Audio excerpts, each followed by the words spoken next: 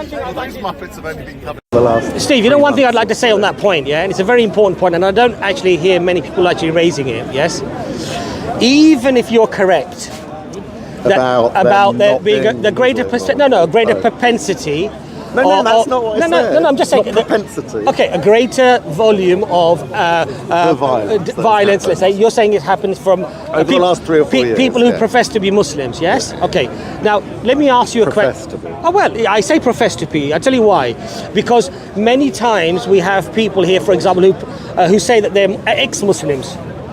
And then when we question them on the very basic things about Islam, they have no clue.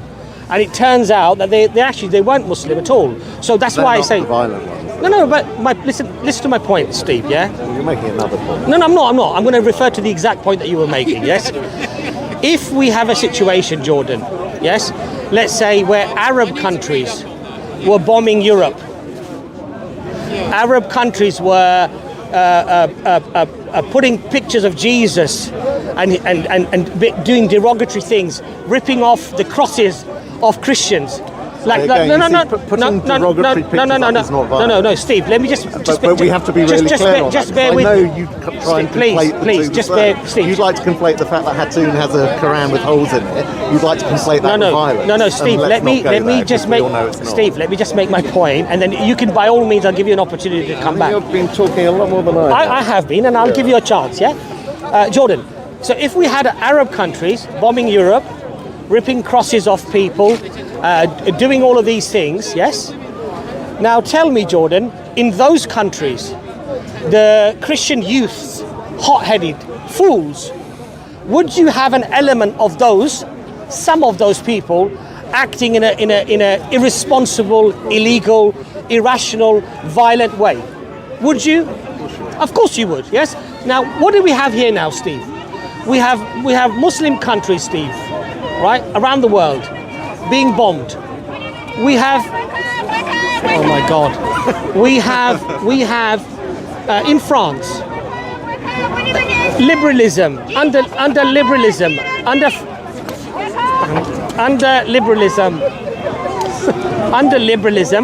yes, where people should be allowed to explore whatever they want to explore, do whatever they want to do. It's over there. Yes. It's over there. A little scarf on your head. It's that way. A little scarf on your head, and it gets torn off. It's illegal. So you have this persecution of Muslim lands, of Muslim people, and even in this country, Steve, you might say freedom of speech, freedom of expression.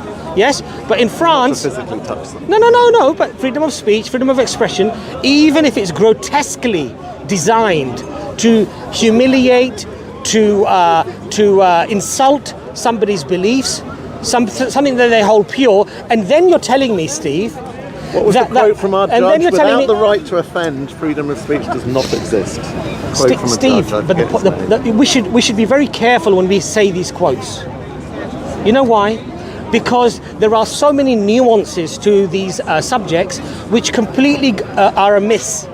Yes? Now, Steve, you know, if you're walking down the street and I insult your dog, yes? And you got angry. It could be my mother, I'm not going to punch you. Well, you know, your dog. It could be your dog. It could be my mother, I'm still not going to be offended. Ah, but Steve. No, but Steve. Well, that would be wrong, though. No, but Steve. Steve, you know and I know that there are. You've never met my mother, so therefore it would be a completely ineffective Steve, insult. You know and I know that there are lots of thugs out there who would punch you in the face. And they're not all Muslim, are they? Punch you, you're the one that's right. If I said it, right, exactly. Yes. So basically, we know that thuggery, you know, illegal acts and people who are criminals, they exist out there. If I insult somebody's dog, if I insult somebody's football team in the wrong environment, I'll get my head kicked in. There are people out there who, unfortunately, not only have the propensity to, but are quite active in being violent and horrid. Yes? So what we have to do as intelligent human beings is say, like, you know what? We do give Muslims a really hard time, right? We've got people like Douglas Murray who are saying we should make life difficult for Muslims in Europe, right? If I said that about the Jews, right, I'd be arrested. I'd probably be put into prison. because that's an incredibly, incredibly insightful statement, right? When it comes to violence, right? But you can get away with that about Muslims. Now you have some hot-headed fools who react to all of this, and they come down. Now, why would you? Why would you? With all respect, you've not really. Why would you? Why would you accept any? Why would you? Why would you? Why would you not listen to a thing I've said? So what have I not? What have I ignored? The fact that I questioned from the outset whether they were even Muslim. No, I agree with you. You're trying to turn this into a don't tar with the same brush all Muslim. Steve, because that's the point you want to make. Steve, that's why you've dragged all the cameras. No, I didn't drag anybody. Steve, the point. You sent him over to send me over to you. I didn't come, so you. No. Because I had an intention. I spoke to Jordan before I even came down. What did I say to you, Jordan? I said if Steve is there, I'd like to have a discussion with Steve about what happened and the fact that as Muslims. No. What's the purpose? To go talk on and on. No. We mustn't tar all Muslims with the same No, brush. Steve, I'm only That's what you've been talking about for the last half hour. I'm only referring to Which is odd, because that's something that I've not done, and I've said Steve, the opposite. Why would you then spend half an hour going I'm only referring to the statement you it? made about there being a greater propensity of Muslims behaving badly. That's not here. a word. I said statistically, over the last 3 or 4 years. And what did I say to you? Majority. And what did I say? That's not saying there's a propensity amongst Muslims. You're completely misconstruing what I'm saying. I understand that. But what I'm trying to explain... Then use the right words, because the words you're using are saying something very different. Okay, let me address that directly then. Yes, I think I did, but let me address it directly. When you completely humiliate a people and you try to humiliate their religion, you say derogatory. No, I'm not saying that at all. Come on, let's be reasonable here, right? Okay, finish the sentence. When you do that to a community, Steve, we recognise, and I would hope you would recognise as well, that despite it being wrong, there are always going to be a small minority of thugs, of fools, of idiots who are not going to be able to deal with that in a rational, logical, coherent way. What are they going to do? They're going to react just the same way. When you have Manchester United playing, I don't know, Millwall or whatever, right? It kicks off. Why does it kick off? Because these are thugs, right? Until Mansur very positively stepped in 2 weeks ago. Yeah. Those idiots, as we've all agreed to describe them, have been coming here for 3 months approximately. I've not seen anyone step in at any previous moment. The thing is this, right? Their behaviour 2 weeks ago wasn't different to their behaviour. There's 2 things here. Number one, you're presuming nobody has spoken to them just because you haven't seen it. Publicly. But again, as I said to you, I've spoken to, I believe, the same 2 privately. Whether it's just before or just after the incident, regardless, I have spoken to those people, right? And today we're talking about it. This is public, right? We're going public with it. We're saying that they're wrong, and this shouldn't happen, right, Steve? But all I'm saying to you is that hopefully we can in the future. Because as I said to you, I don't want to make this a point-scoring exercise. I'm just simply to say here that this was wrong. What was happening was wrong. If there's violence here, it is wrong. If people who say that they're Muslims and they come here and they're violent, not only are they breaking the law, but they're breaking the Islamic law of behaving in that way, and they're hurting the dawah, because we are here to do dawah. Dawah is to invite, right? My point exactly. How could anyone with half a brain think their behaviour is serving any purpose of dawah? Clearly they don't have half a brain, and that's why they do what they do, right? But the point I'm trying to make here, I hope, and this goes out as well, is that we have lots of people with less than half a brain in all of our communities. People have different triggers. For some people it's football, for some people it's religion, for some people it might be, I don't know what their trigger is. I think the trigger is I think from what I can see, the trigger is very simple. They see somebody insulting what they feel is Islam, and they just react in a knee-jerk reaction, and they're thugs, so they behave in a thuggish way, right? And the thing is, if I was to attack a particular football team and there was a supporter here, he might have some words with me afterwards, because that's what thugs do, right? So that's how we should see it in that light. But what we should not let it do, and I'm glad that you've said that, and I'm glad that you've actually even been quite honest in a sense where you've said you don't even know whether they were Muslim. I ever not been honest? Well, we will have a propensity to twist the truth, right? But we do. Well, you more so than others. But anyway, but Steve, what I'm saying, hopefully in the future we can have discussions and debates and discussions, but in a nice way, in a cordial way, and hopefully, despite maybe leaving with a disagreement, we can be noble adversaries, rather than be adversaries where there is a genuine hatred or a dislike for a people or a community as a whole, because I think that would be a very positive let's thing. try and ensure that these noble discussions, as you describe them, aren't portrayed as hateful or insulting. I hope so. Just by the fact that they're challenging points of disagreement. And that's fine. That doesn't constitute hate.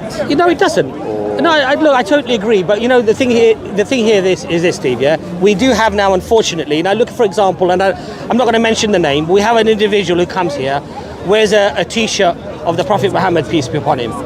She's been coming here for months. Years. Well, with the T-shirt on for many months, right? Over a year before lockdown. Okay, over a year, right? With that T-shirt on. Now, there are probably thousands of Muslims that she's encountered. Out of that, we've had, I think, 1 or 2 idiots. Whether they were Muslim or not, we don't know. Because the first attack that slapped her, I heard from a good source that the police said that the guy wasn't Muslim. Now, I don't know whether that's true or not, but I heard it from a very, very good source, right? That the guy wasn't even Muslim. And she didn't press charges, yes? Now, the second incident or the third incident, again, the police were literally right there and they didn't catch the guy. I don't know how that happened, but he wasn't caught. Now, the point I'm trying to make here is that if Muslims were this, I'm not saying that you're saying this, but this is to the camera. If Muslims were like this violent, radical individuals, then she'd be attacked every single week, probably 10 times a day, right? But thankfully, most Muslims are intelligent enough and hopefully following their religion to a level whereby they realize that Islam does not allow this behavior, right? We're told to walk away. If somebody's jahil, they're ignorant, and that's walk away. Often perplexed me, because maybe less so in very recent times, but she's swamped. There's always a swarm of Muslims around They should leave her. I've never understood why they're not doing what you just Well, suggested they should I wish doing. they would, because this is what our religion tells us to do, right? If somebody is truly, they have a lack of decorum, a lack of respect, their arguments are, I would say, literally in the gutter, they're filthy, then stay away, because when you enter into that type of discussion, you come out dirty as well. You can never remain clean around that type of discussion. But I wish they would walk away. But unfortunately, I think what they're trying to do is they're trying to antagonize. I mean, I saw one video where she realized that somebody was triggered. The guy actually walked away. She went and followed him, and she kept in his face, and she kept doing that in his face. Now, what she's trying to do, she's trying to get a reaction. He might push her or hit her or whatever it might be, and then they'll say, "Oh, look, the poor victim, has just been attacked by these horrible, savage, nasty Muslims again." I mean, this is not right? This is not a good one. If your description of the scenario there is correct, she's winning, isn't she? Absolutely, I totally agree with you, because as I said to you, there are always going to be. Why can't you say that about the masked Muslims then? I'm confused. Well, okay, I'll compare Tan to the masked Muslims. You supported Tan. You said this is right. He used the most vulgar language out there, and you were his biggest supporter. And now he was incredibly vulgar. I like this, Steve, because you are saying that it's free from Islam. I like this, Steve, because today you said it's free from Islam. He's not Mike. You probably didn't catch that. No. I like this, Steve, because you've been down here saying grooming gangs, Muslims are this, Muslims are violent. Today you're saying actually they don't represent Islam. You don't like vulgar language, but you were supporting Tam for a year. When did I say I don't like vulgar language? You said they use vulgar language. You do like vulgar language, Steve. I didn't say I don't like vulgar language. Well, you said one of your complaints about the masked Muslims is their vulgarness, their vulgarity. No, I didn't use that word. You didn't say that. You can be as vulgar as you want. I don't really. Oh, so we've got no issue with them then. Well, no, they were threatening. They were being violent. So they were intimidating. It's violent. Intimidating. Yeah. Okay, fine. That was the whole point. Nothing about vulgarity. Yeah. Vulgarity has, like it or not, vulgarity has to be one part of free speech. So you support the masked Muslims' right to say whatever they want, no matter what the language is. You support that as long as it's as not long as threatening they don't come in your violence. face and do it. Yeah, as long as it's not. But so Steve, that's my red line for free speech, and it's the law's red line. I think we could stop violence if we No, stopped but okay, it before that. but okay, but Steve, Steve, I would say victim is no, that's wrong. That's wrong. Steve. If you're vulgar, no, you're kind of no, we're not saying that. We're not saying that. That's Steve. I would say you're not saying vulgarity is understandably sometimes going to lead from the low life. If I was going to go into your face, someone's face, and shout a load of racist abuse at them, then I think I could be provoking a racist, violent reaction. Yes, that's what I'm saying. I'm not talking about rape victims. No, of course not. But Steve, I would say freedom of speech, freedom of expression, right? I would say that at the funerals of the soldiers coming back from Iraq, yes, British soldiers, even though I passionately and emphatically disagree with what they did, and I think that they killed often probably many innocent people there, but I think it's grotesque and it's insulting to be burning poppies on their funerals, where their families are. But Steve would support the right to do it. No, I wouldn't. Possibly, yeah. I wouldn't. Yeah, that's the way the difference. I wouldn't support the right. I would not support the right of people burning poppies at the funerals, because you know what, Steve? Even if you were to argue that those soldiers were horrid and they did what they did, what about their children? They're innocent. What about their wives? They're innocent. Yeah. Number 6, the man hasn't got space for anybody. So the point is, as a Muslim, I would say, yes, this is racism. This is racism. They're not giving the white man a single mic, you know. So Steve, I would suggest that this form of freedom of speech or freedom of expression is unfortunately vulgar. It is disgusting. It's disgraceful. And there could be a question. Burning isn't free speech. And Steve, and this is inciting. This is inciting hatred and division within community. And above all, Steve, I would not stand up for that freedom. And I would hope that actually you would not stand up for that, because that is grotesque. There has to be limits, Steve. You can't just have. I would agree. It's grotesque and it's insulting. Would I, in statute, make it criminal? Not 100% certain. I would, Steve. I would. What about socially unacceptable? No, I would. Yeah, well, that's a subject of morality, isn't it? That's not a subject of the law. So the chap, Steve, the chap who urinated on the memorial. He got jailed. He got jailed, right? Do you think that what he did was acceptable? Well, urinating in public, full stop. I agree, but he didn't get done for that, though, did he? I can't remember. He got done for urinating on the memorial. What was the crime? The crime was that it was but under what statute? Under what law? I can't remember, but it was seen as something that was against the national. Well, he got a very harsh 6 months or a year or whatever. He went to prison, right?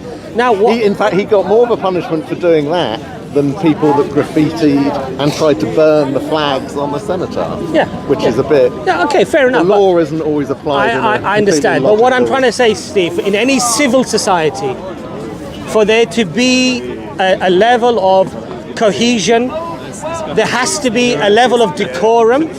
There has to be a level of decorum. There has to be a level of respect, and we can have our disagreements in the most passionate ways. However, we should not grotesquely try to insult an individual. I mean, you going back to Hatun, who you brought her up. So dwelling on her for a moment more, she has been doing what she's doing now since pre-lockdown. So that must make it more than 2 years. Right. 2.5 years at least. Yes. And she's never been arrested, charged, convicted of doing anything. So clearly, and the police see what she's doing. They're standing next to her on occasion. So clearly, as repulsed and everything else by it that you might be, clearly what she's doing within the realms of the law. Yeah, okay. So Steve, if she had a picture of a Jewish man... She's doing what she's doing within the law. Do you accept that point? Well, I would say that yes, she is. Within the framework of the law, I would agree with you, right? Yeah. However, the law does say that you can't entice acts of violence or be grotesquely, encouraging that type of behaviour. So there are some restrictions that you could apply. But let's put it this way, Steve. If she had a T-shirt on of a Jewish man, depicted with a large nose and a large ears, with holding money, counting money. Well, I'm afraid Jeremy Corbyn and many of his ilk have done that numerous times. As far as I'm aware, Jeremy Corbyn has never been convicted. Hold on. But then she'd be arrested. No. But Steve, you're basically implying if you do the same towards Jews, you'll be banged. I'm saying that there is an inequality here. I'm saying Jeremy Corbyn and his friends have got away with it. Well, let's talk about Jeremy Corbyn afterwards. I'm talking about this specific incident. If she can wear a t-shirt of the Prophet Muhammad, peace be upon him, in a very derogatory way, yes, yet she can insult my prophet, but if she insults just a member of the community, a Jewish member of the community, by showing a Jew with a big nose and big ears and counting money, she'd get arrested. I'm not certain. Oh, she would do. Arrested, she would do. Which is why I bring up Jeremy Corbyn. But she would do. You know, Ken Livingstone. But you know what? You know what, Steve? She would do under the law of anti-Semitism. People have done it. Anti-Semitism. Famous people, famous politicians have done it. Steve, you would get arrested for anti-Semitism. Why wasn't Jeremy Corbyn arrested? If I listen to me. Why wasn't Ken Livingstone arrested? Did Jeremy Corbyn wear a t-shirt with a both, whether it was on Twitter or in posters or in other avenues, they have both put out anti-Semitic. Okay, so we can talk about that politics. We can talk about the politics for one side, but let's just deal with the issue that we're talking about. I'm just using them as fairly famous, but Steve, notorious examples.